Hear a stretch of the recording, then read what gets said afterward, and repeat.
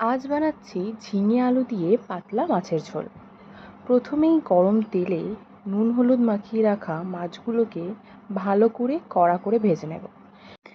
এরপর সেই তেলেতেই শুকনো লঙ্কা তেজপাতা দিয়ে বেশ কিছুটা আলু ভালো করে ভেজে নিয়ে দিয়ে দেব বেশ কিছুটা পরিমাণ পেঁয়াজ বাটা আর আদা বাটা দিয়ে ভালো করে ভেজে নিয়ে আলুটা ভালো মতো ভাজা হয়ে গেলে দিয়ে দেব তার মধ্যে ঝিঙেগুলো দিয়ে ভালো করে কষিয়ে নিয়ে পরিমাণ মতো হলুদ গুঁড়ো, লঙ্কা গুঁড়ো, স্বাদ মতো নুন দিয়ে ভালো করে কষিয়ে পরিমাণ মতো জল দিয়ে সবজিগুলোকে কিছুক্ষণ সিদ্ধ হতে দেব।